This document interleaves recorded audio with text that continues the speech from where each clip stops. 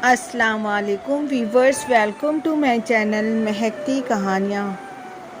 हमारी आज की कहानी है बेटियों को अपने पाँव पर खड़ा होना बहुत ज़रूरी है। और क्यों है यह आज मैं आपको इस स्टोरी में बताने जा रही हूँ। व्यूवर्स, अगर अभी तक आप मेरे चैनल पे न्यू हो तो प्लीज़ मेरे चैनल को सब्सक्राइब कर लीजिए। नोटिफिकेशन के लिए बेल आइकन को प्रेस कर लीजिए ताकि हमारी आगे आने वाली हर कहानी सबसे पहले आपको मिल सके।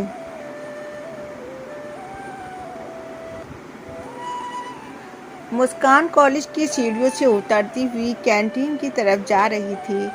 आज उसे अपनी ज़िंदगी का बहुत ही अहम फैसला जो लेना था। कैंटीन में अयाज पहले से ही मुस्कान का इंतज़ार कर रहा था। अयाज ने मुस्कान के लिए कुर्सी खींचकर उसे बैठने को कहा।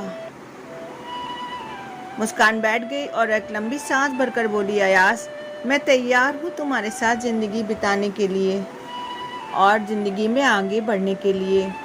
अयाज और मुस्कान एक ही मैनेजमेंट कॉलेज में पढ़ते थे।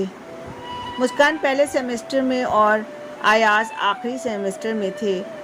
फर्स्ट ईयर की वेलकम पार्टी में दोनों ने एक दूसरे को पहली बार देखा था और पहली ही नज़र में दोनों एक दूसरे को पसंद करने लगे थे और धीरे धीरे उनकी मोहब्बत के चर्चे कॉलेज में आम हो गए।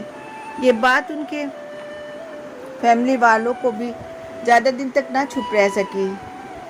घर का अकेला बेटा होने की वजह से अयाज के घर वालों को उसकी शादी की बहुत जल्दी थी। अयाज की फैमिली को मुस्कान पसंद थी, लेकिन मुस्कान के पापा इस रिश्ते के लिए बिल्कुल भी तैयार न थे।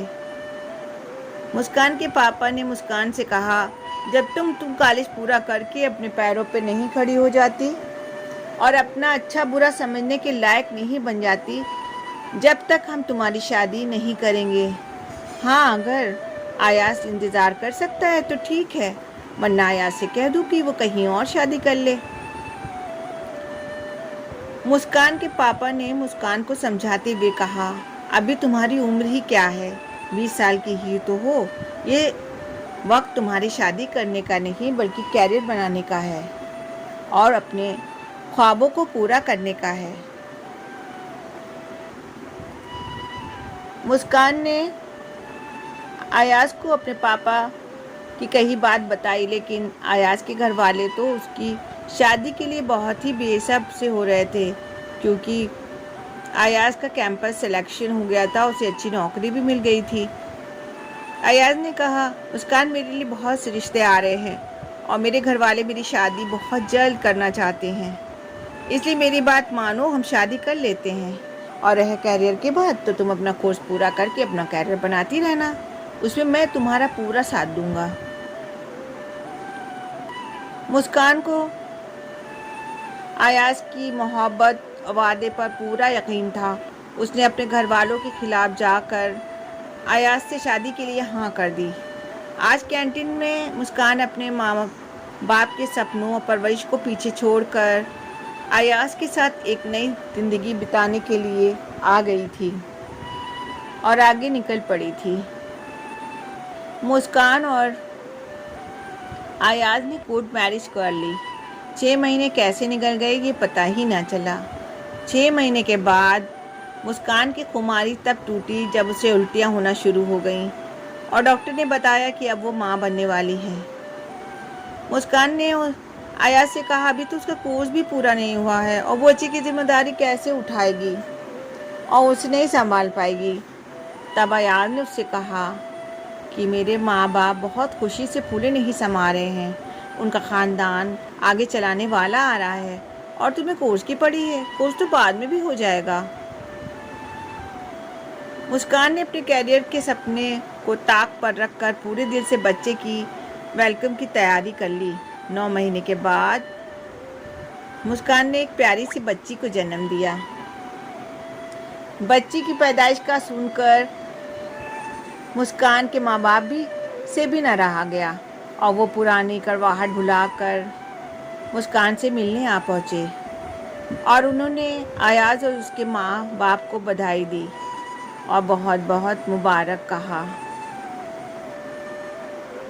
अयाज की मम्मी ने कहा, हमने तो पोते की उम्मीद लगा रखी थी, पर कोई बात नहीं, पहला बच्चा है, दूसरा ज़रूर हमारा ख़ानदान चलाने वाला आएगा। मुस्कान के पापा को ये बात अच्छी न लगी, लेकिन अपनी बेटी के ससुराल वालों को उन्होंने बहस करना मुनासिब न समझा। खैर, बात आई गई हो गई।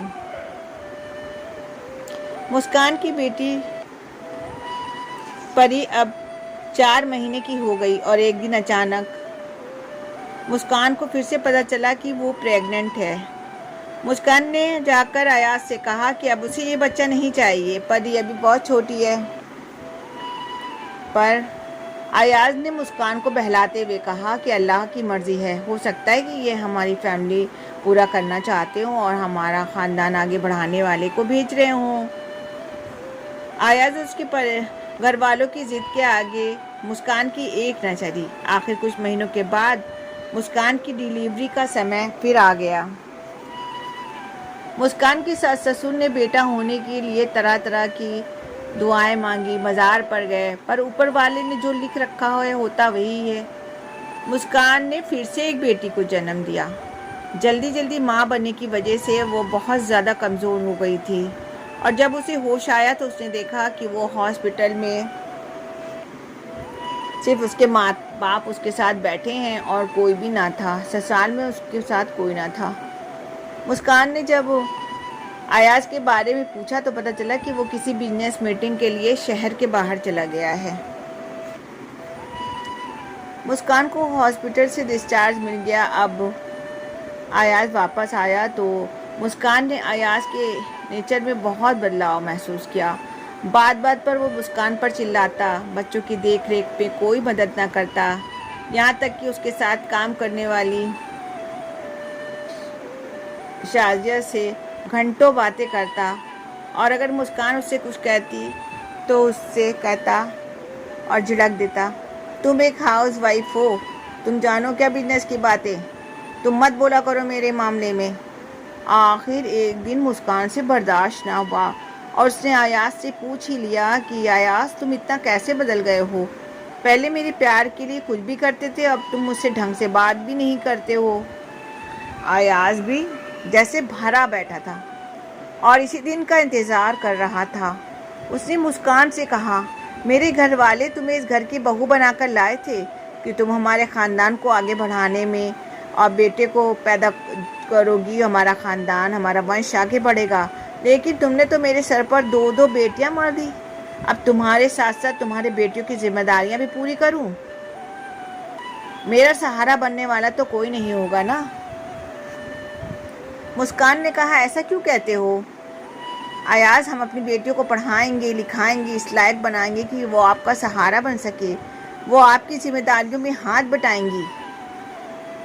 अयाज ने मुस्कान पर कटाक्ष करते हुए कहा, जैसे तुम बड़ा अपने माँ बाप का सहारा बनी बैठी हो, वहीं जाकर उनकी जिम्मेदारियों में हाथ बटाओ ना, यहाँ क्यों बैठी हो?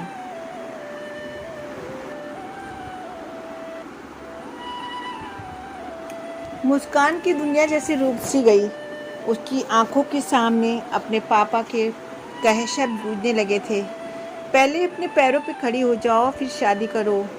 मुस्कान की आंखों से आंसू बहने लगे थे। उसने अयाज से कहा, तुम मेरे साथ ऐसा व्यवहार क्यों करते हो? ये तो मैंने सपने भी में नहीं सोचा था। उसने कहा, मैंने तुम्हारे लिए अपना घर, अपना परिवार, अपना कैरियर सब कुछ छोड़ दिया और मैं तुम्हारे साथ चली आई। मुझे एक बेटा ना होने की वजह से अपने पापा के पास वापस जाने को कह रहे हो?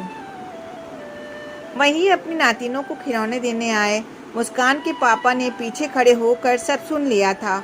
उन्होंने आगे आकर मुस्कान से कहा, चल बेटी, मैंने सब सुन लिया है।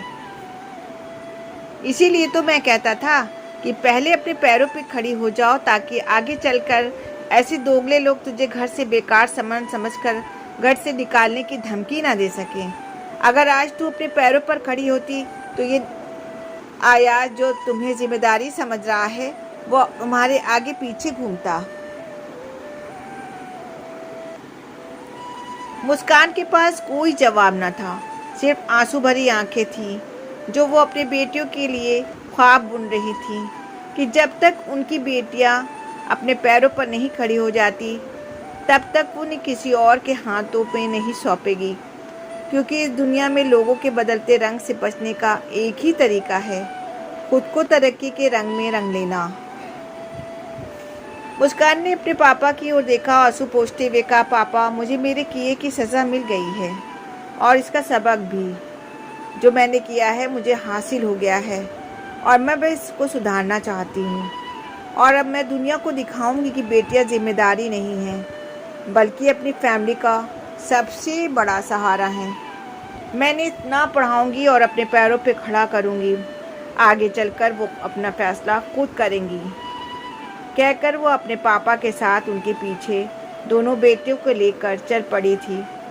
व्यूवर्स, आपको हमारी कहानी अगर पसंद आई हो तो please like, share and subscribe ज़रूर करें।